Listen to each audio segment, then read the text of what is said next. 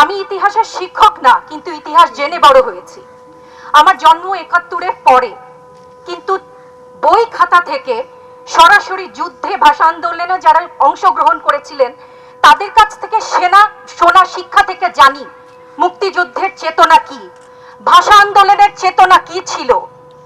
মুখের ভাষা বাংলা বলতে পারি, সেই জন্য বোধহয় ভাষা আন্দোলনের শহীদরা শহীদ হননি। আমার কথা আমি বলতে পারবো না, আপনি তুলে নিয়ে যাবেন। প্রতিবাদ করতে পারবো না, ভিন্ন মত প্রকাশ করতে পারবো না, আপনি আমাদেরকে রাজাকার বলে গালি দিবেন। রাজাকার শব্দটা প্রকাণ্ড একটা গালি, যাকে তাকে দিবেন না। এই আন্দোলন আর কোনো কোঠা সংস্কার আন্দোলন নয়, এই আন্দোলন ছড়িয়ে পড়েছে পুরো বাংলাদেশে। এটা বাংলাদেশের আন্দোলন। এই আন্দোলনে সকল মানুষ যুক্ত হয়েছে, যার যার জায়গা থেকে যুক্ত হয়েছে, এবং তারা বলছে যে তারা কতটা ঘৃণা করে। এই অসঙ্গতিকে যদি এই রাষ্ট্র না বুঝতে পারে, এই ঘৃণাকে যদি সে না বুঝতে পারে, এখনো যদি ইনিয়ে বিনিয়ে উদর পিণ্ডে বুদর ঘাড়ে ঘোটানোর চেষ্টা করে, এই রাজনীতি তাকে ছাড়বে না, এই ইতিহাস তাকে ছাড়বে না, এটা মনে রাখতে হবে। আমি শুধু বলতে এসছি 1971-এর ন্যারেটিভস পাল্টে যাচ্ছে। তখনও কিছু কিছু রাজনৈতিক দল আস্থা করে গেছে, এরাও এই আরেকটি দল তার সকল সাঙ্গ পাঙ্গ, তার চেতনাজীবী বুদ্ধিজীবীদের নিয়ে আস্থা করে যাবে, এবং এই রাষ্ট্রে সে আস্থা কূপে পরিণত করেছে। এই যে যত আবর্জনা, এই আবর্জনা পরিষ্কার করতে নেমেছে এই আমাদের শিক্ষার্থীরা। তাদের প্রতি আমার লাল সালাম। আপনারা দেখবেন হাসপাতালে যারা আহত হয়েছেন তাদের একটি বড় অংশই তারা বুকে অথবা পিঠে গুলি খেয়েছেন। আমি নিজে দেখেছি ঢাকা মেডিকেলের ক্যাজুয়ালিটি ওয়ার্ডে গিয়ে। আরেকটা সেটা হচ্ছে চোখে ছড়রা গুলি লেগেছে কয়েক শত, পত্রিকার রিপোর্ট অনুসারে। তৃতীয়ত যেটা, সেটা হচ্ছে স্নাইপার দিয়ে হত্যা করা হচ্ছে। কিছু কিছু ভিডিও দেখা যাচ্ছে। আমরা এসবের বিশেষজ্ঞ নই, কিন্তু লক্ষ্য করুন এই কায়দাটা কারা ব্যবহার করে। পশ্চিম তীরে দখলদার ইসরায়েলিদেরকে আমরা দেখেছি স্নাইপার তারা ব্যবহার করে সেখানকার ইন্তিফাদা গণ অভ্যুত্থানকে ঠেকানোর জন্য। আর অধিকৃত কাশ্মীরে আমরা দেখেছি ভারতীয় সেনাবাহিনী তারা এই অন্ধ করে দেওয়ার যে গুলি, এটা কিন্তু তারা সেখানে করছে। শত শত উদাহরণ আছে সেখানে।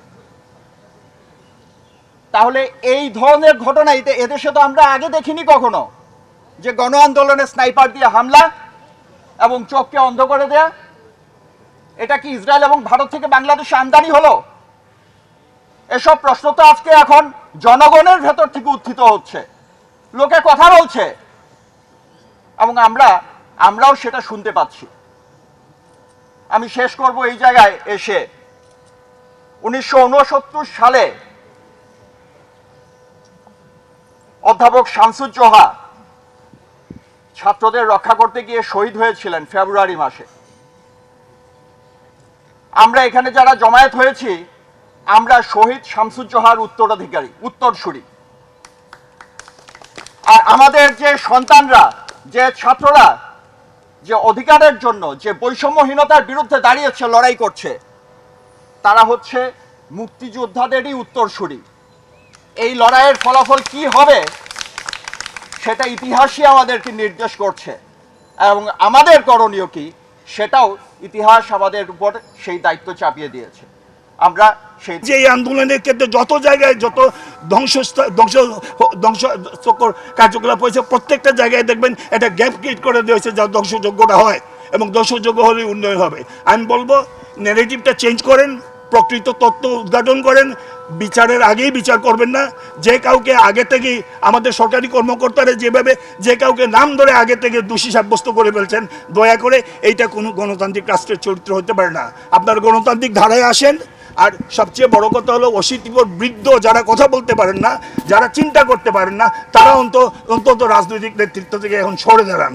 তাদেরকে সরকারি কর্মকর্তারা পরিচালনা করে। এখন আর রাজনৈতিক নেতারা মন্ত্রীরা নিজেরাও কথা বলেন না, কথা বলে সরকারি কর্মকর্তারা। আপনারা সুস্পষ্টভাবে দেখেন সব জায়গায় কি হচ্ছে। আমি বলবো ছাত্রদের উপর যে মামলা হচ্ছে, হাজার হাজার মামলা হচ্ছে, মামলাটা হলো পুলিশের মামলাবাজি, এবং সেই মামলাবাজি হলো পুলিশের ব্যবসা। আপনারা এই ব্যবসা বন্ধ করুন।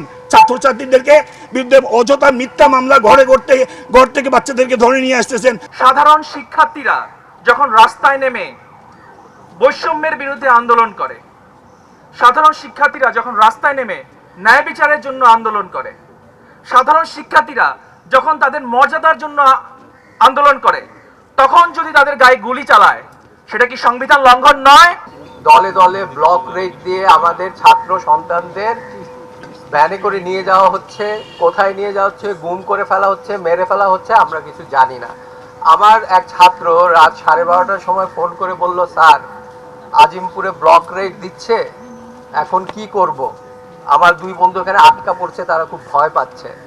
আমি বললাম রাত 12:30টার সময় আমি কি করব, আমি নিজেও বুঝতে পারছি না।